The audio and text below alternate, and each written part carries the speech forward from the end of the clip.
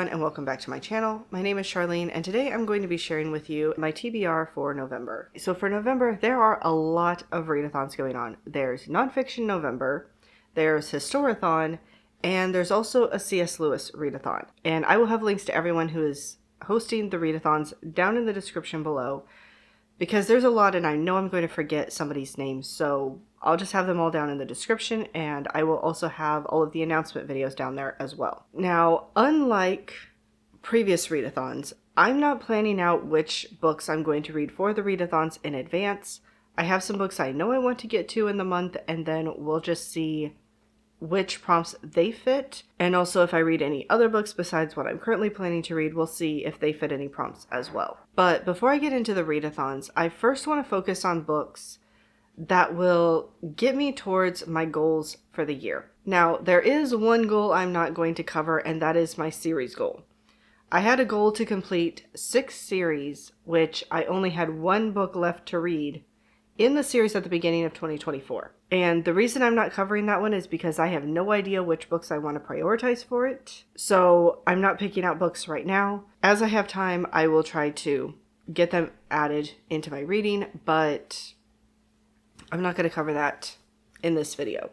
So the other 2 goals I had for the year were to read 3 biblical nonfiction books and to read 6 big books. So 6 books over 500 pages. At this point, I am 1 short on both of them. So for biblical fiction, I am planning to read Like Flames in the Night by Connelly Cosette. This is the 4th and final book in the Cities of Refuge series. So not only would it get me my 3rd biblical fiction book, it would also finish out a series, which is always nice to do because I'm great at starting series and terrible at finishing them. All of the books in this series do follow different perspectives, so different characters, and each one of them tends to take place a few years after the previous book. Although I recognize the name on the back of the book, but now I'm trying to remember who she is from Until the Mountains Fall. Okay, so reading the back of this one, it follows a woman named Tirzah who wants to help Israel in its fight against the other nations around it. But she ends up making a decision at some point. It says that she infiltrates the ruthless Aramean commander's kitchen and makes a reckless decision that puts her and her allies in grave danger. And then we have a man named Liam who comes home to find his daughter dead.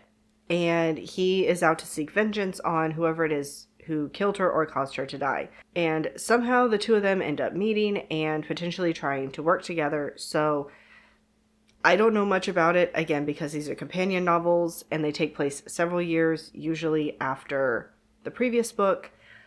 I don't know exactly what we're going to be getting into, so we will see. But I have enjoyed the other books in this series so far, so really hoping I enjoy this one as well. And being biblical fiction, this one would work for Historathon. I don't know for sure what prompts it will work for, but it would work for Historathon. And then for big books, I'm also 1 short. I've read 5 books over 500 pages this year. I need to read 1 more. I wish I could count Words of Radiance twice because it's over 1,000 pages, but unfortunately that's not what my goal was. So instead, in the month of November, I'm going to try to get to Maker's Curse by Trudy Canavan. This is the 4th and final book in the Millennium's Rules series, which would again finish out a series. And this actually also works for my series goal because this is the only book I had left in the series at the beginning of the year. So it's hard to even know what to talk about with this series. The series in general follows 2 perspectives. We follow Tien and we follow Riel. And they are from 2 different places who have 2 very different views on magic. In the first book, Tien is attending an academy where he is studying, I think it's archaeology and magic. And Riel lives in a town where her family are dyers. They work in a dye works factory. Or they own a dye works. It's not a factory. They own a dye works. And they're on the outskirts of town because the things that make dyes don't tend to smell good. So they're kind of on the outskirts of town, even though they are a more wealthy family. And she is attending lessons at the temple in her town. But the only people allowed to use magic at all are the priest And even then, they're only supposed to use it basically to catch people who are using magic when they're not supposed to. Because it's believed that using magic is a sin against the angels. And even after they use their magic to catch someone, they have to go through like a whole cleansing process to basically make themselves right with the angels again. So Tien very much in a place where you can use magic and it's fine. Riel very much in a place where you cannot. And honestly, what you get in the first book completely changes by the time you get to the second book. What's going on with Tien and Riel, what's going on in the world, like everything completely changes. And I'm not going to say anything about anything beyond the first book because it's extremely spoilery. You don't even get a hint at any of this until the end of the first book. So not saying anything about any of those. But I have really enjoyed this series and I'm looking forward to reading the fourth book. I'm pretty sure at this point that every book in the series has been 5 stars. So I'm really hoping it wraps up well. All right, so those are all the books I'm planning to get to as far as my goals for the year. Then I do have one buddy read for November, and that is I'm reading The Tenant of Wildfell Hall by Anne Bronte with Tiffany from Beautiful Minutia. I read Wuthering Heights in October. Now I'm reading Tenant of Wildfell Hall. I was originally supposed to read Wuthering Heights in September, so I'd have a month off between the Bronte books, but I didn't get to Wuthering Heights in time. So I am reading 2 Brontes back to back. But I don't really know anything about this book. I've heard people talk about having read it, but I don't feel like I've ever heard anyone actually talk about what the book is about. So unfortunately, I can't even tell you what the book is about. I am interested to read it and see what I think of it. Then there are a few other books that I am hoping to get to in October that would work for one or more of the readathons. So for Nonfiction November, I'm wanting to read The Mythmakers by John Hendricks. Now, I pre-ordered this one on Barnes & Noble, and for some reason, they're listing it as not available until November 5th. But it was published September 24th, according to Goodreads. And it's available in my Hoopla app right now.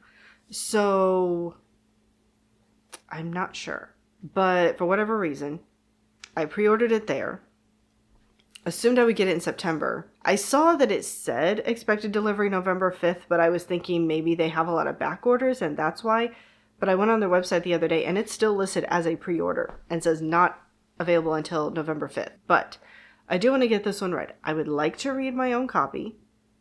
And since I'm planning to read it in November, I should have my own copy by then. But if not, I do have it in my Hoopla app, so I will get to this one somehow. And Mythmakers, in case you're not familiar, is the story of J.R.R. Tolkien and C.S. Lewis. I've read a book about them before on how their time serving in World War I impacted their writing.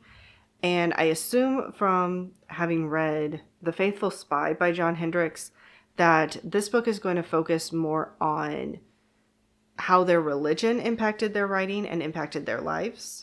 And probably their friendship as well. So I'm really curious to read that one. And this works for Nonfiction November. This also works for the C.S. Lewis Readathon. So yeah, it works for a couple of them. And then for the C.S. Lewis Readathon, the group read is Miracles. And this one I'm planning to pick up because I'm working on a couple other Christian nonfiction books right now. And I don't have another one planned to pick up after I'm done with those 2 at the moment.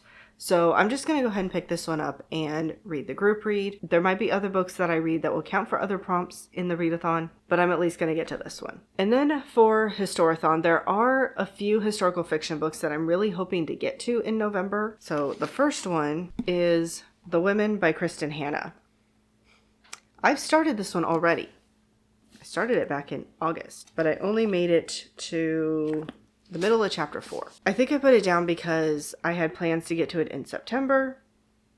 Then I didn't manage to work it in with everything I read in September. Then was hoping to work it in October, but there was no way to work it in there. So it keeps getting put aside. But with Historathon, and I know one of Historathon's prompts is a book set during wartime, and this is set during the Vietnam War.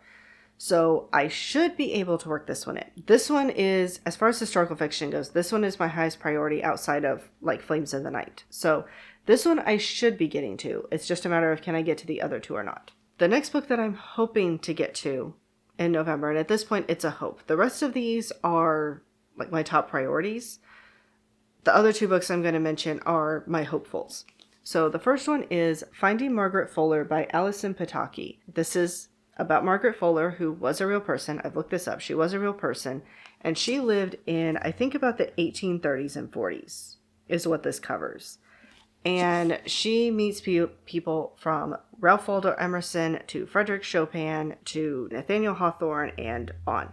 Like tons and tons of people that she met. So really curious to read this book and see kind of what her life was like, and also just get a little glimpse into all of these different historical people. And sorry if the camera angle changed. So the last book that I'm hoping to get to in the month of November is The Guernsey Literary and Potato Peel Pie Society by Anne Barrows and Mary Ann Schaefer. This is one that I have been wanting to get to for years, but I always want to get to it in the fall, and every year it seems like fall rolls around and I don't get to it, so I put it off until the next fall, and so on and so forth. So really hoping to finally get to it this year. This is a book set during World War II, and honestly, I'm not the biggest fan of reading World War II books. I've read a fair amount of them, and I'm just kind of burnt out. But this one is an epistolary novel, and it's told primarily through letters, which I really like epistolary books. So that's part of the reason I want to go ahead and pick this one up. Honestly, I've heard nothing but good things about this book. It's not the highest priority in November, unfortunately, but I would like to finally get to it. So I'm at least putting it on my TBR, and we'll see if I manage to work it in or not. So that is all I have for you guys for today. I hope you enjoyed this video, and if you've read any of the books that I talked about today, let me know what you thought about them down in the comments below. And honestly, at this point in the year, I think I'm just looking forward to kind of wrapping up my goals for this year, and I'm really just looking forward to starting some new goals for next year. So that's part of the reason I'm trying to wrap them up in November, so I can just focus on next year's goals, and also so I can just enjoy my reading in December without having to worry about, did I meet my goals or not? So let me know also, are you doing well on your goals for this year, or are you kind of falling behind, which is what I tend to do, and I'm trying to avoid that this year. Other than that, I hope you all are having a wonderful day, and I'll see you later.